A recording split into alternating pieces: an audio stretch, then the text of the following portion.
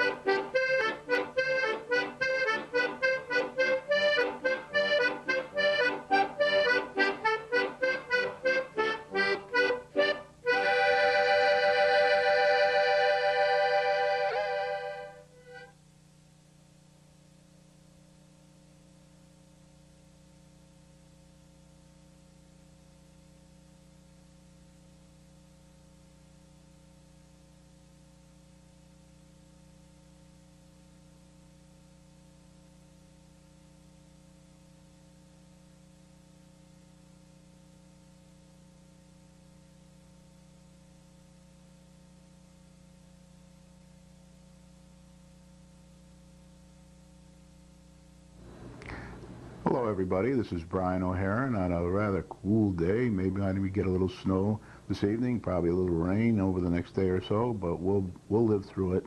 We're tough here in Winsted.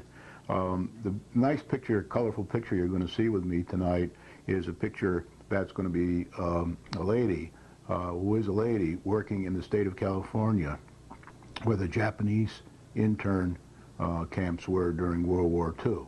This lady was an intern in the camps during World War II, and she's working with the Wall of America, painting and working on a DNA sample for the Wall of America.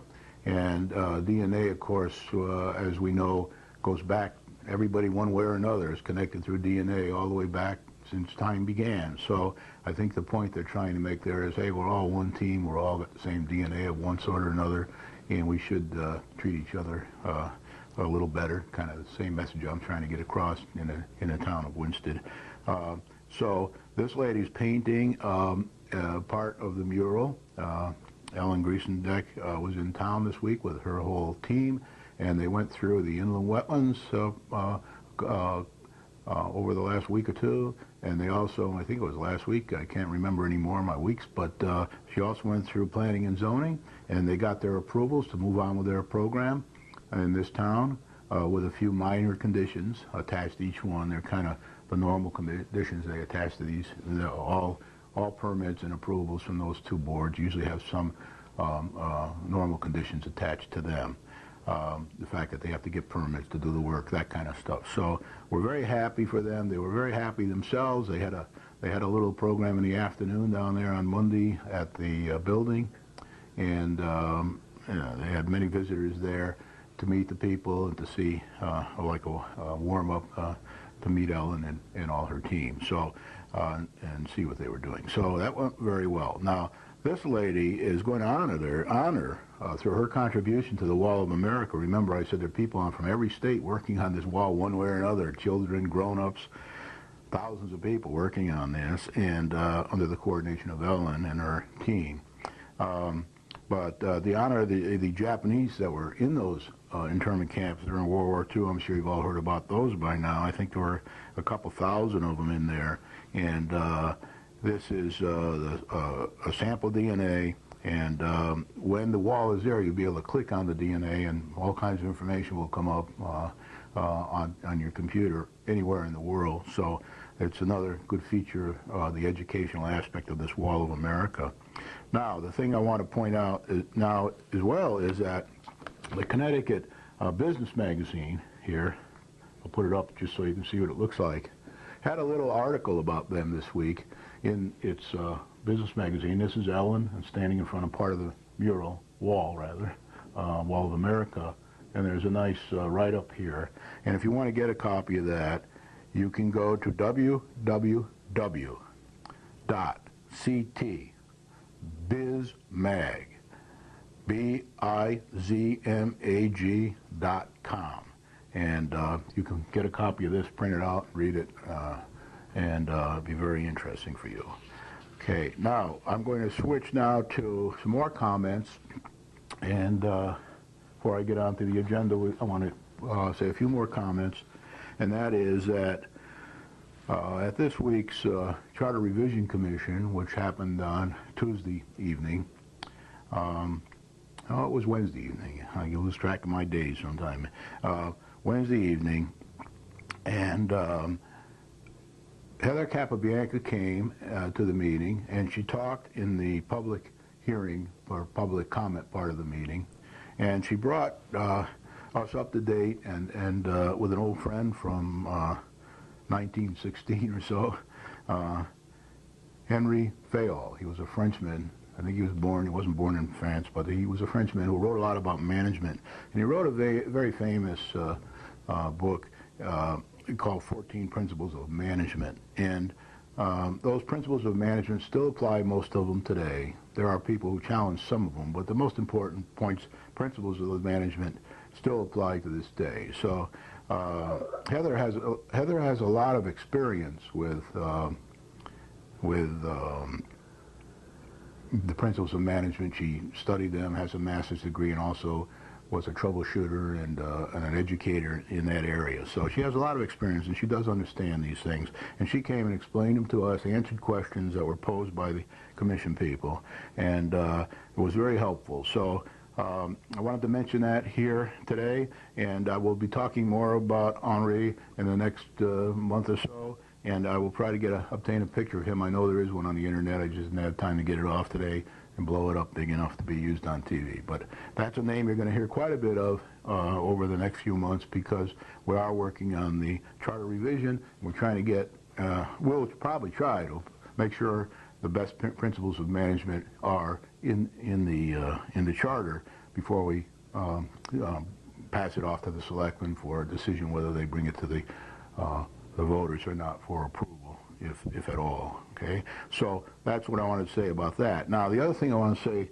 a bit about today's program is I'm going to be talking a lot today about, after I go through the notices part, about the budget, and I want to say that I'm not going to get into every little bit of detail about the budget. I did get some feedback last week from some of my mentors that said, Brian, maybe you're getting a little bit too technical here and into too much detail on some of these things. So I'm going to give you the high level of the budget from week to week, and if it changes, if the forecast is changed and they reduce money and or they add money or add bond issues or anything, I will try to bring that to your attention. But on the other hand, I'm not going to be getting into, well, they're cutting one fire truck, or they're adding one fire truck, or they're cutting one rifle or adding another rifle or something like that. I'm going to try to stay away from that kind of detail. So that part of it will be very, what I would call, high level. You can find out the information, detailed information, by just reading the three newspapers, the Waterbury Republican, the Torrington, whatever it's called, Register now, and Register Citizen, I think it's called, and the Winston Journal, which comes out once a week.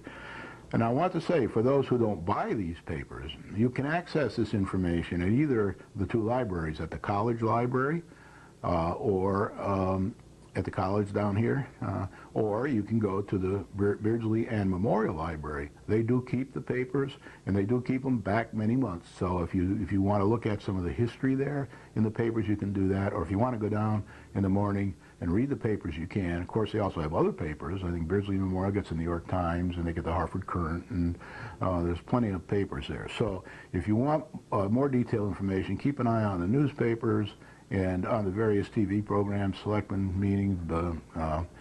If you can sit through the long Board of Education meetings, you can watch those.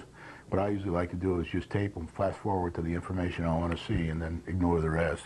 It's up to you what you do on that.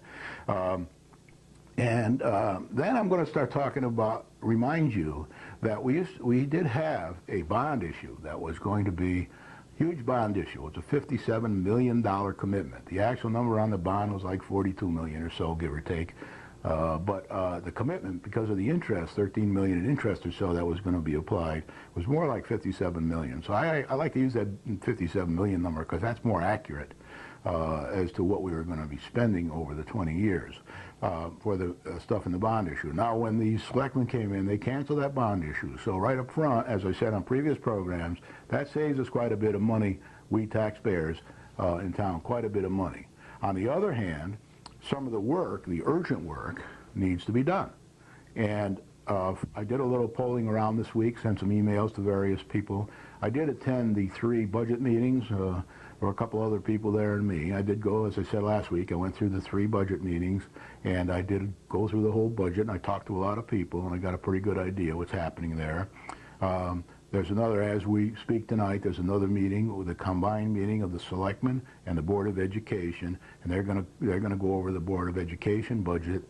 And don't ask me, I don't expect any decisions to be made tonight, but I think there'll be a lot of information exchanged, and then in the future there'll be some decisions made. So that I will go to that meeting, even though it's past my bedtime. I always bring a pillow, and sometimes I bring a blanket, and then I lay the pillow on the floor and I cover myself up in the blanket, and I stay awake as long as I can, and then I just conk out. So that's probably what I'll do down there, and get a good feel for being a systems analyst. I see more than people think. So when I'm there, I get a pretty good idea for people, their approach to problems, all kinds of things that normally people don't, people who aren't trained to observe don't always see these things, but I get a pretty good feel, although I don't say anything in these meetings. I very seldom say anything, as I said before. So I'll be going to that meeting. And then I want you to know that besides this budget number that we're going to be going through in a few minutes that I went through last week, we still have all these upward pressures for the important things, the OCR complaints that have to be finished by next year, and you know, any other important things for that were in the bond issue that have to be done. I'm not including right now new firehouses or a new police station or a new city hall or anything. I'm just trying to look and see, for example, the fire trucks. I mean, there's decisions to be made about the fire trucks. They were in the bond issue, and now we have to have some way to satisfy that in the OCR complaints and other things like that. So I'm going to talk a bit about that tonight, and then I'm going to talk a bit about the real answer to all this, and that is revenue. So we're going to talk about those things this evening, and I hope it helps you. I'll get moving on now with the agenda.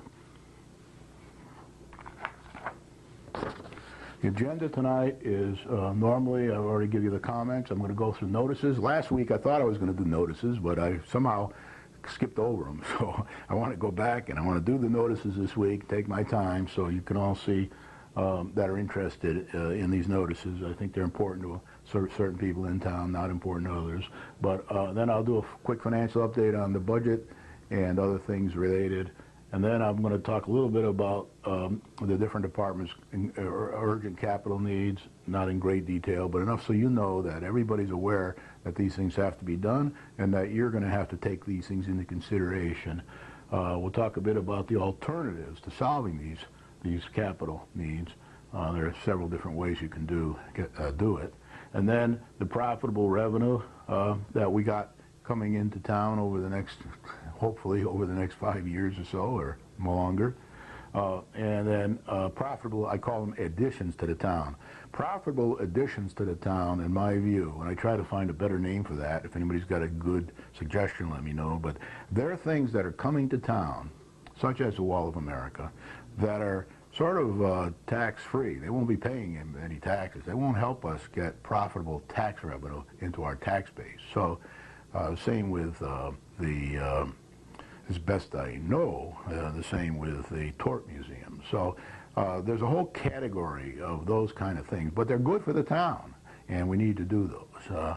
There's no doubt about it. They'll bring a lot of people to the town, and they'll spend money here. You know, there's some movies happening in town now. I don't know how big these movies are or how famous they'll be, but there are cameras around town. People are early in the morning when I'm up, 3, 4, I go and I see them setting up their equipment down on Main Street, and then all day they're shooting. Last thing, I think they were in the Kent Pizza place the other day, and they're doing some kind of movies in there. I don't know what. I didn't stop to ask them or bother them, but those bring people to town, and they spend money in their restaurants. And I was even talking to one of the local vendors who say they buy furniture for their sets, and then the people that are working on the film see some furniture they like, they'll buy it for themselves. So, and they also lease furniture too. So it's that kind of a thing that these other things are gonna, when people come, they'll go into the, and come to see the Wall of America, they'll go into the stores, they'll go into the luncheonettes, they'll go into the ice cream parlors, they'll go to the drugstore, they'll probably load on groceries if they come from New York.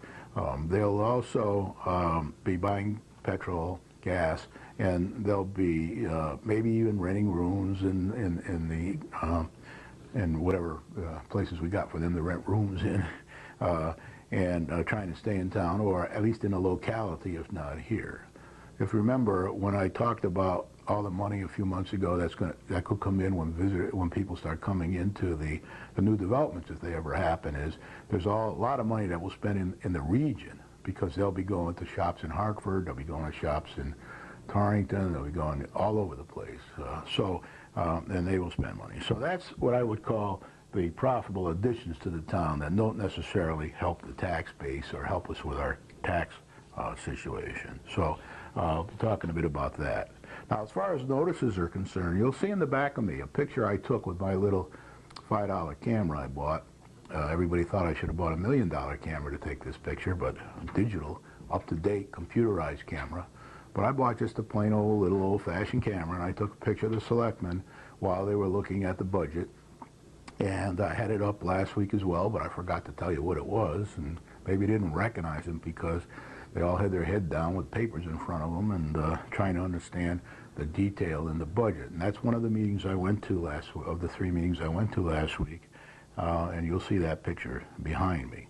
Okay, so that's that picture. It'll probably be up. It's nice and colorful, and I like to use color wherever I can here because it helps make it more interesting, I hope, for people. Okay, the time to appeal your property revaluation has now expired.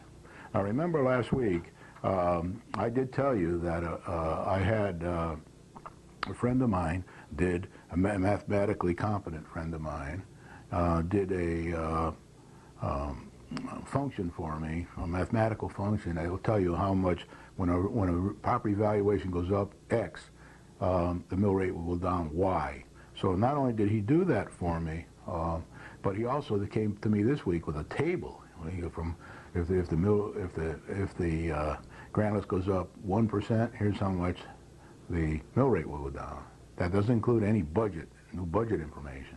And then he goes all the way up to 99% or 100%. So I have that table, and it's available from the finance director in the town or from me if you want a copy. And I think in a future program I might spend a little more time on that because it's been such a question of controversy. But the basic principle there is if the valuation goes up 100%, it can't go down, the mill rate can't go down 100% because then it would be 0. So that can't happen. So that's the basic principle. So there's a formula for it, which I can go over on the show someday when we have time. We don't have much time on these shows anymore because there's so much going on. But okay, so the next level of recourse for revaluation, if you haven't already appealed and got your information in, your application into the assessor's office, the next level recourse is the court of law, which, unless really you're serious and you really have a real problem,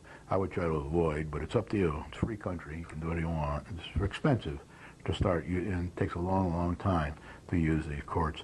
To get the state to change the rules and statutes, that's a long, long process. And I encourage anybody to try that wants to try, any of the groups, the Taxpayers Association or anybody else, but I kind of want to spend all my time right here in Winsted trying to improve Winsted, and I don't have 20 years to try to get the state to change its laws. It's going to take 10 or 15 years here just to get Winsted back on track. So that's what I'm going to concentrate my time on, and I feel that's the best I can do. But I encourage other people, if you do have questions and you want to raise them through the political process to the state level, be my guest. Go ahead, and I wish you luck.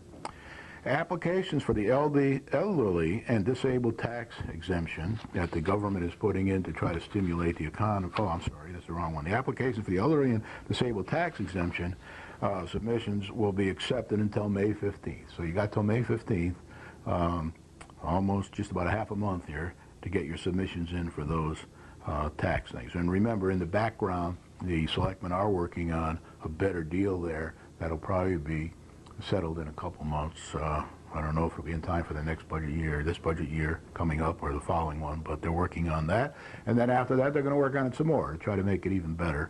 That might take quite a bit of time. So you can get the applications from the assessor's office in the town hall. Now, this is kind of interesting. There have been a lot of interesting things going on here within the wetlands with the Wall of America, and also the planning and zoning public hearing for Aurora Estates. That was continued on Monday, March 24th. I went to that meeting, and that lasted, I think, till 10:30. So it wasn't as bad as I've seen some meetings down there. I think the last in the wetland meeting went till 11:45. So I'm glad I didn't have to sit through that. I had a rough time making it through this planning and zoning meeting, but let me just say one thing about these Aurora Estate planning and zoning meetings. They are on television. People go down there, interested parties in town go down, and they videotape these meetings, and especially the planning and zoning for Aurora Estates. And then they show them on Channel 13, and they show them on Channel 15. I think it's usually on a Saturday morning or an evening during the week, or whatever, maybe Saturday afternoon. If you want to know when these will be broadcast, just call up the charter down here, Channel 13, and you can find their number on the TV screen if you go to Channel 13 or 15, I think, and then ask them when these will be rebroadcast, and then you can watch them. They last a few hours, and be prepared. But again, if you have a recording mechanism, you record them and then watch them at your own leisure, and piece by piece, or skip forward if you want, or whatever. But a lot of good testimony in there from the experts, and I really am positive about that kind of thing. I like to see people do that, because it's better to get the information right from the experts, not from the newspapers, although newspapers are a good source. They often make a lot of mistakes or misinterpret the information, and you only get snippets of it from the newspaper, not a 2-hour session or 2.5-hour session, or whatever it may be. So, and that's, or from people writing letters to the newspapers, which are often very inaccurate and not really expert testimony. So there are people's opinions, and that's okay, and we all want opinions from everybody. And all these opinions that are put in at the Aurora Estates or any other planning and zoning or in the wetland, they're all good opinions, and they do help shape things. I'm sure that all these projects come out better in the end for all the comments that are made and all the issues that are brought to the attention of these commissioners. So they are good. Now, they sometimes tend to overdo it, but I guess maybe that's a little better than underdoing it. So there's a lot of interest there. Monday, March 24th was the meeting. Progress was made. A lot of progress was made towards a decision during the review and discussion. So both the town engineers were present, the Aurora Estates engineers were there, the people with the road information were there. Now, there were a couple good things done in that meeting that I was really glad to see and really happy with. Number one, they were talking about having a fire station, donating a fire station to the town down in that corner down by Mountain Road and the old Winston Road there. I forget what route it is, but it's the old Route And it's got some particular problems with it because it's in a wetland area and this and that. So they changed their mind a little, the developers, and they said, look, if you don't want a firehouse there, we will contribute some money, equivalent sort of money as it would take to do the firehouse, build the firehouse, and get the land, and we will donate that to the town, so the town can do a firehouse wherever they want to do a firehouse, and we will pay our share. We'll pay a piece of that. I'm not saying they'll build a whole firehouse, but they will participate to kind of the same level they would have done if they put up a fireplace down there. So, and there are a lot of questions about what, I say fireplace, I mean firehouse. There's a lot of questions about that and whether or not that's the best place to put a firehouse and all. So that'll take care of that. So we will have the choice then to either put the firehouse where they want to put it down there, or to put it wherever we want to put it, and throw some money in ourselves, make it bigger, have a police station with it too, or whatever. So that was very good.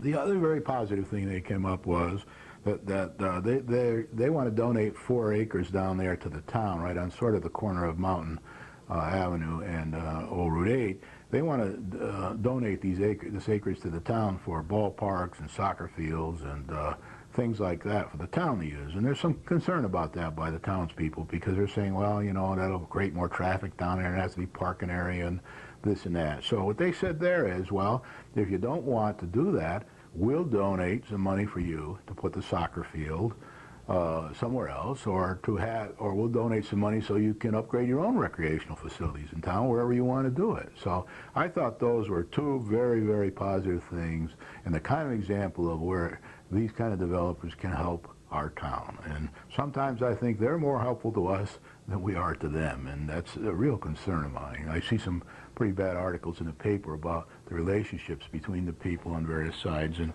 that's not good. You know, you got to get to the point where somebody comes into your store to buy an ice cream cone. You don't tell them they got an ugly dress or pair of slacks on. You try to sell them the ice cream cone and make them happy customers, so they'll come back again for another ice cream cone. That's kind of the position we're in. I hope to talk a bit more about that towards the end of the program.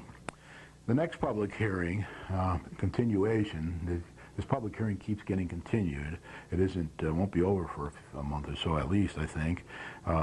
Nobody knows exactly when, but it will be Monday, April 9th at 2008, and public comment is encouraged and welcome.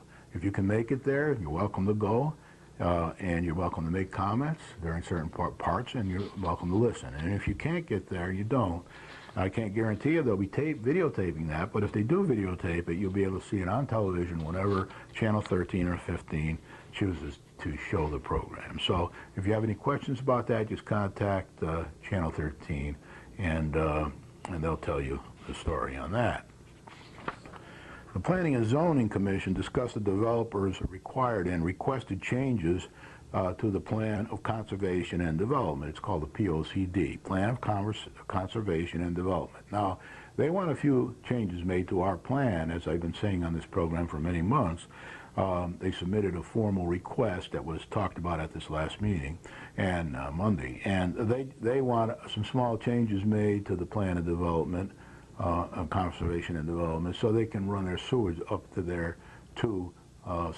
600 acres basically to their 2 projects. So they're very interested in that. They submitted it. There was a public hearing on Monday. It was a little confusing.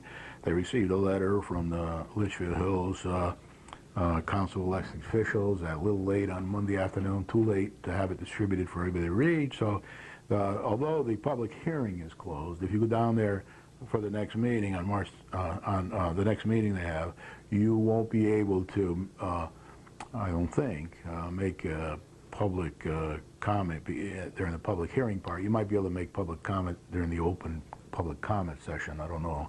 But that will be there. Well, they'll be talking once more about the POCD, and they'll probably try to make a decision on whether they will agree with the developer's request or not agree with the developer's request. So, and that is, there's a little bit of gamesmanship seems to be apparent there between different parties. And I'm hoping that gets resolved, because we do need to run those sewers up there. And again, I'll talk about that more later in the program if we'll get that far. So the public hearing for that POCD is closed. Discussion will continue at the April 9th 208 meeting, the same meeting that they're having the Aurora Estates continuation of the public hearing. The Wall of America gained the Inlands Wetlands approval on March 17th, and I'm very happy about that, and the Planning and Zoning approval on March 24th, both with some conditions, as I said earlier. Charter Revision Commission meetings were held, and we did have one guest. That was Heather Capabianca, and she did a very good job. She's very qualified, and she briefed for 15 minutes or so the commission on her thoughts about the charter and some of the things that we should take into consideration. A couple questions were asked, and it was very, very well done, as most of them have been. I think she was one of the more logical ones I've seen there. Some of them have some pretty emotional requests that aren't going to make it, but there are a couple people, Canavo and Tony Canavo. By the way, I found out last week, right after my program, was 80 last week, and the day of my program, so I wish you a happy belated birthday, Tony, and thank you for all your help over the years. But Tony came to our Charter Revision Commission, and he spoke, and Heather as well. Plenty of people came, so it's going in the right direction. So we've had two meetings, March 11th and March 26th. You can contact the town clerk if you want to read the minutes there. I'm not going to bother with all that detail here. It'll take me the whole hour to get through one of them. The next meeting will be on Tuesday, April 8th at 7 p.m. in the Francis P. Hicks room of the town hall, or a room nearby. Once in a while we get down there and we find out somebody else is using a room, or there's a mix-up in the schedules or whatever, so we go into across the hall to another room. So you never know. If you don't see us in the Francis P. Hicks room, then check elsewhere, and on that floor or even on another floor, we'll be around somewhere.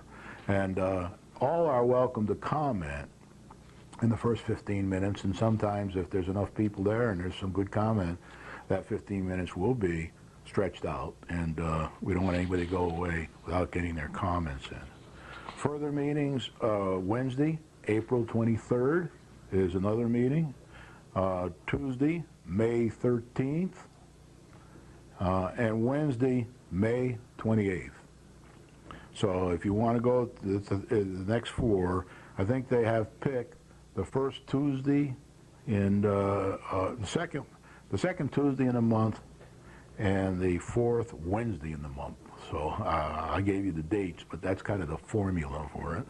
So you have to go to the calendar, see when the second Tuesday is and the fourth Wednesday is, and that's when you'll find the meetings. Torrington, by the way, has I go to their meetings there whenever they have them. They've decided to have them every 2 weeks now too, and they have great meetings down there, just like we do. And they talk about the issues. They're down to about 5 issues for the referendum and 1 technical question. I don't know exactly what the technical question is, but I'm going to find out, and when I do find out, I'll let everybody know what's happening there. So the senior citizens that do not normally file tax returns must file a one-time income tax return as a step in the process necessary to be eligible to receive the $300 or $600 stimulus package that the government has passed. And Ellen Schroeder came to the last selectment meeting, as I said last week, and she reminded all the senior citizens that she's available to help people who, if they have a simple return to fill out, though they normally don't fill out tax returns because they don't have to, that she would help them with a very simple return, or she would point them to someone who probably could help them if they don't have their own tax man. She could help with that. So contact Ellen Schroeder at the Senior Center if you need information or help with filing simple tax returns. Now I'm going to talk a bit about the financial update, and I got some slides for that, so you'll be seeing a bit here. But I want to remind you of where we stand today as we speak on the budget. Same as where we stood last week, because no cuts have been made public. You know, they may be being made in people's meetings, but they're not made public yet. So for the 208, 209 budget preliminary is going to be $33,191,930, and the 207, 208 was $31,982,334, leaving us with an increase for this year of $1,209,596. That's everything included. That's what the bottom line is. Business, we say the bottom line. Just tell me the bottom line, Brian. Don't give me a speech. But anyway, that's the bottom line, 1,209,596. Now, as we said last week, that's a little of an illusion there. That's how much the budget's gone up. The important number that you're concerned about, most likely, is the amount needed from taxes. How much money do we need to get from the taxpayers to be able to achieve that budget? We get money from other sources. We get about a third of our money from the state, one way or another, from grants and things like that. We get some money from permits in our own town. We get some money from other taxes and things. But from the amount needed from the budget and the mill rate is this year $22,954,935. Last year, 207-208, it was $20,451,276. So that means in order to get through next year, if the existing budget stays the same as it is now, and as I said last week, I don't think it will. I think it is going to go down somewhat. Probably not as far as most people would like it to go down, but there will be some management changes, I'm sure, by the selectmen, and if not, by the taxpayers. But we need $2,503,659 from taxes. And they kind of break down this way, and I know I got a little bit of an error in here, but I just want to give you an idea. I couldn't get a hold of the finance director today to correct this, but basically we have some town debt that has to be included in that money we get from taxes. A town budget for all the employees and everything is to be included in there. The school, running the schools for the year, money we don't get from the state. The money that comes from taxes is this amount here, $13,266,501, and that's like our whole school budget is about an 8.2% increase right now. But worse than that, it's a 9% increase to the taxpayers because they're losing students from Heartland and for other reasons, and they need to get more money from the taxpayers here because it's not coming from the taxpayers in Heartland or anywhere else. So, and then I guess because also attendance is dropping, and that might affect it. The school debt is $118,631, and then capital nets out to about $814,353. That's money that's in there for capital items. So now I want to remind you, when I told you last week, 1 mil now equals $823,500. Last year was $588,080. So as you can see, a mill is now worth a lot more than it was, and that turns out to be about 4.08%. A mill equals 4.08%, whereas last year it was 2.92%. So for this year, 3.14 new mills, and the new mill is, like I said, $823,500, and don't forget, so that new mills, and then that's 12.83% increase if the budget stays the way it is now, which it probably won't do, but it will go down, and we'll go over that, watch it in the newspapers, and from week to week I'll tell you if there's any change in that officially.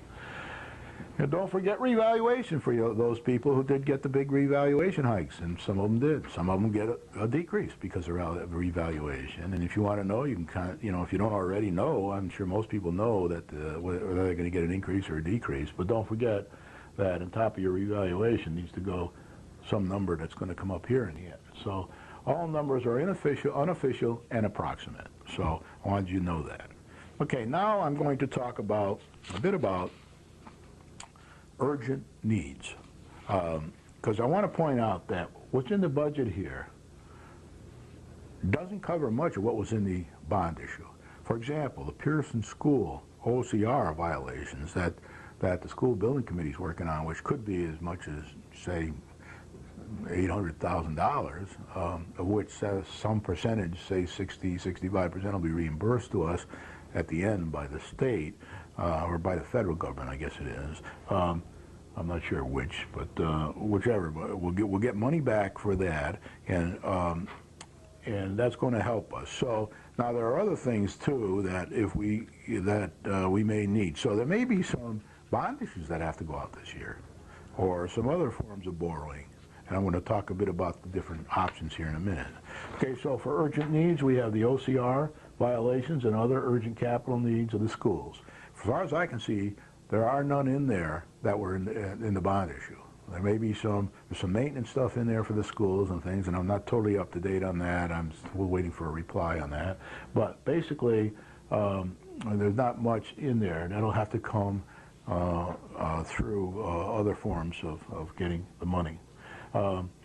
So that urgent capital needs for the senior center, I did contact Ellen Schroeder, and she's got a couple of capital needs in there, but none of them were in the bond issue. So I think it amounts to about $20,000 worth of things she needs over there.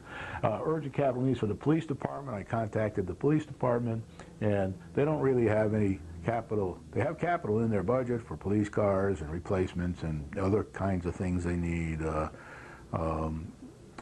Rifles or whatever equipment they need to run the police department for a year, but none of it is for a new police building or any of the things that were in the capital approach. So these are things they need to run the business for a year. Those kind of capital needs. All right. So the big ones that were in the bond issue, they're not in here in this budget. Urgent capital needs of the fire department. There they do have some money in there because they do need somewhere between 1 and 4 fire trucks, and I don't know what the number will turn out to be, but he had Fire Chief Shope had a nice novel way of trying to set aside so much money each year so that we wouldn't have too much of a hit in one year, and that is in there, and that is included in this budget. It may not last through the whole budget, and they may not end up funding it through the budget. Maybe they'll do some other form, which we'll talk about in a couple of minutes, of getting the money. But that's the one that has some stuff that was in the bond issue in it, plus other capital things too, probably, that weren't in the bond issue. So, and then urgent needs of capital in the town hall. I did check with the town hall, and as far as I can see, there's no real thing in there for like any new office for the town clerk or anything. She does have some capital needs in there, but they weren't from the bond issue. They weren't in the bond issue. So these are mutually exclusive, only in the budget, weren't in the bond issue. And then there's the urgent capital needs of public works. And I haven't thoroughly gone into that. I haven't had a chance to get a hold of the public works director, but I do have the budget and I have to delve into that. But there are some capital needs in there that weren't in the bond issue. They need some snow plowing equipment and things like that. So I would say there's probably very little in here that was in the bond issue as well. So basically, we as a town still have to address that problem, and the selectmen are aware of that, all 7 of them, and that they're going to have to address that. So now I want to just talk a bit about the alternative ways that we have as a town to address those issues. There are several options we have. One is to put it in the budget. Maybe you'll find that before this budget is approved, it'll go up a bit because we put in, say, for example, the OCR stuff. Maybe not. Maybe that'll go into a bond issue. So there may be some, if it doesn't go into this budget or future budgets, now we can't really put the OCR stuff in the future budgets because it has to be done this year. So, sort of, I don't know, sometime in first quarter next year, it needs to be done. So we've got to tackle that this year, so you're still going to be hearing more about that. The next is you have an option of small bond issues over time with or without grants. And grants usually, we pay some, and whoever gives us the grant pays the rest. In some cases, the grant might pay almost all of it, In some cases, there'll be no grant at all, so I won't pay any. But that's another option we have here for doing those needs that we have, critical needs that we have, and any that arise in the short term that we need to tackle. And we might find some emergency things in the next month or so that'll have to go in the budget or into a bond issue or in some other form. Loans, we can get loans with or without grants too. So, and I think the finance director once told me that when things are lower than a million, he doesn't really like to go for a bond issue. There's a lot of expense involved in a bond issue. A lot of advantages to it, but a lot of disadvantages too. So he tries to stay away from that. Doesn't mean he won't do one or two, but that's kind of the idea he has. There could be a supplemental tax increase. Now, I don't know if you people know this, but if you look at the history of Winsted, I think it was 1982. I'm never sure. And people don't really like to talk about this too much. Hard to get information out of this down at the City Hall. But we had like a 13 mil supplemental tax bill, and town went crazy, right? And then in the late 80s, according to the Ralph Nader report I wrote by his Nader's Raiders out of Yale there, the town asked for 17%, 18% increase, and I think, I would guess, and I haven't had a chance to really study the history that much on it, that was pretty well part of the reason why we had the tightness after that in the 90s, where we started getting a real strong reaction to large tax increases, or any tax increases, I guess. So now remember, over the last 10 years, the average tax increase has been 3.93%, so not too bad. You can improve that a little, as I always say, but not a lot.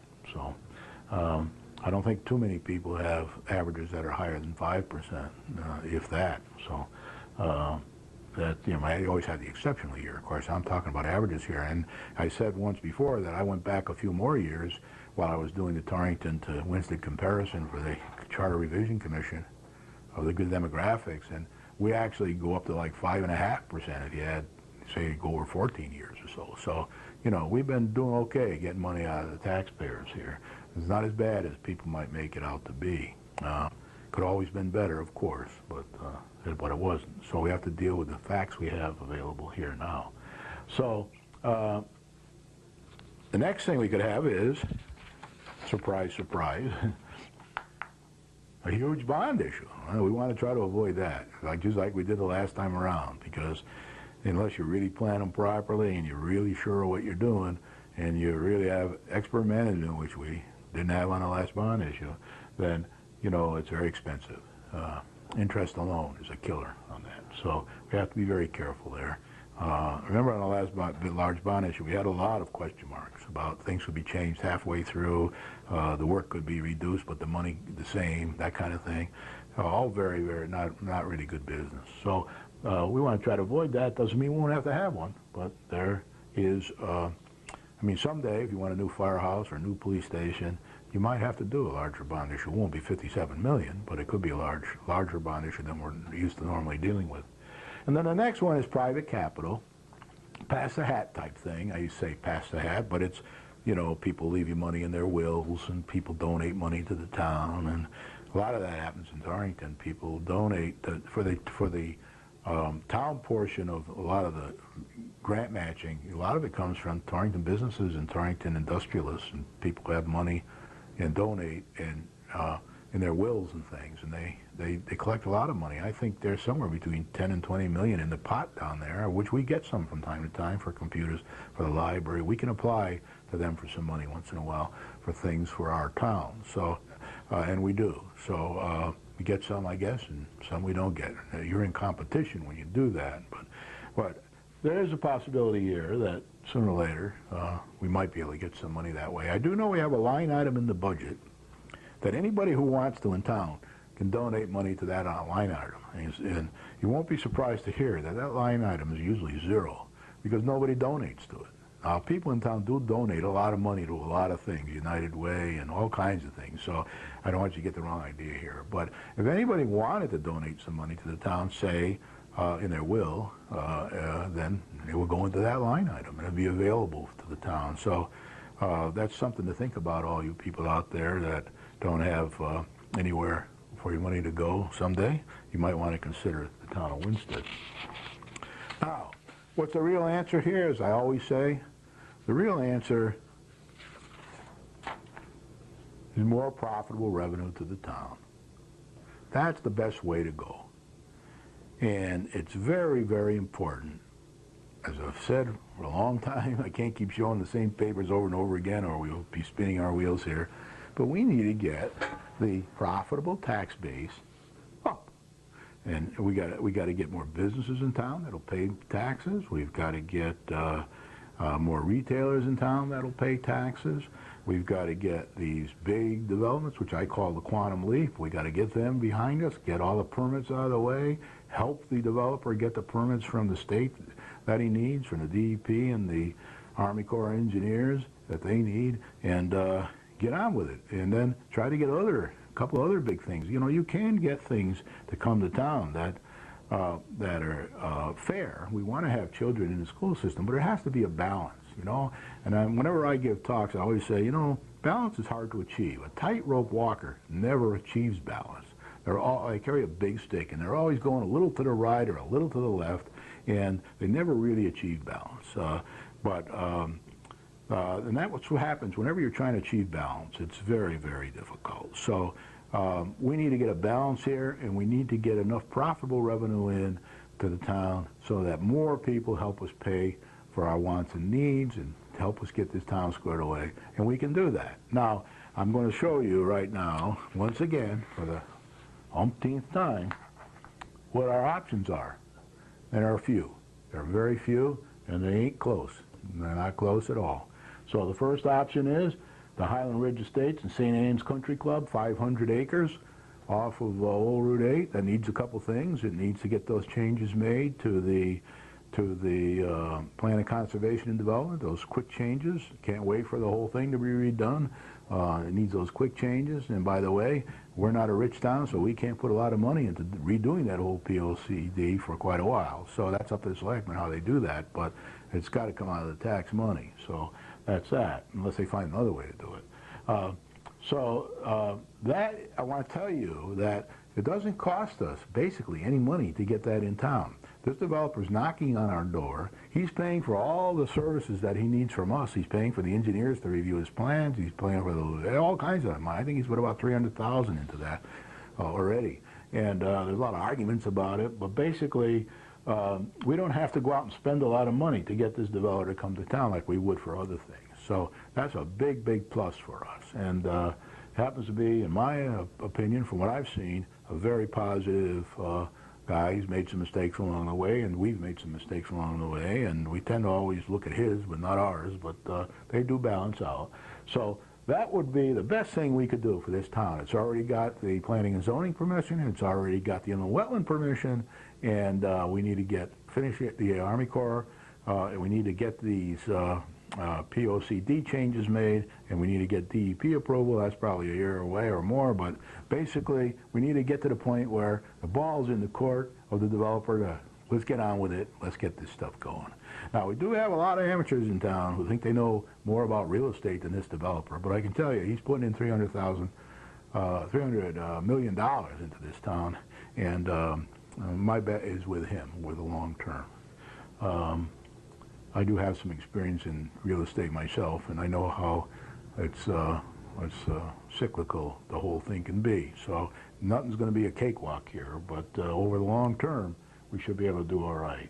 And then there comes, so this Highland Ridge Estate, I put down as significant revenue, and net cost to the town, minimal. This one here is all senior citizens, so it's not going to be many children in the school. They're going to be paying for their own water, they're going to pay for their own sewer, they're going to pay to put in all the infrastructure, they're going to have a golf course, they're going to let people in town golf up there, all kinds of good advantages for this town. The next thing is Aurora Estates. That's the one that's going through planning and zoning and inland wetlands right now. I don't see too big a problem at getting it through inland wetlands because they're actually asking for less than they did the last time they came through. This is their second time through. But the revenue there is large. Notice I didn't put, this is like 150 acres instead of 500 acres, and it's a smaller deal. So on the first one, I said significant revenue, real big time revenue. This one has large revenue. That's somewhere between small and significant.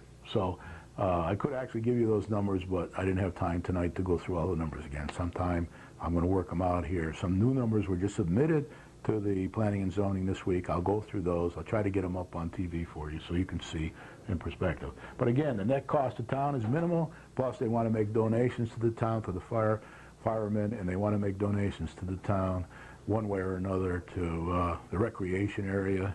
One of the things we have in the capital budget for the rec department are some lights, $25,000 a year for the next 5 or 6 years. There's an area they could help in. There are plenty of areas where they could probably help us in the recreation area, as well as with the fire department and police department and things like that. So that's that. Now, I have another category here called great to do. These are wonderful to do projects, but they're not going to bring in anywhere near this kind of they're not going to impact our revenue too much. So they're going to help the town.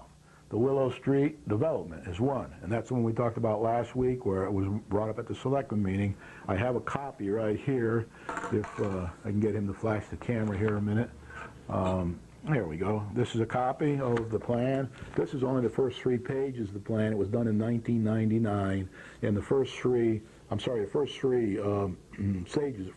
phases of the plan, 2 of them which are Main Street, 1 of which is the Greenway, and I don't know, it's maybe $6 million worth of work in here. First phase is done already. Second one is already, beginning to start, and there's a little more money needed on the Greenway project, although that started. And then there's more to this whole thing. Across the street, Willow Street, replacing it, doing a whole big issue there. But in the end, that's not going to bring a lot of revenue to the town. That's going to bring a lot of opportunity to the town, and we're going to have to put money into that, and then we're going to get money out of it, probably balance, and then there'll be taxes like there are now over there, preferably from people who aren't behind in their taxes in the future. And then there's several possible additions to the town. The Wall of America project, 2 to 3 years away. Again, no tax revenue because they're not for profit.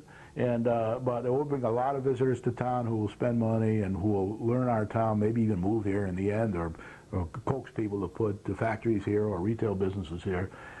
Tort Museum, which is 2 to 3 years away. Main Street.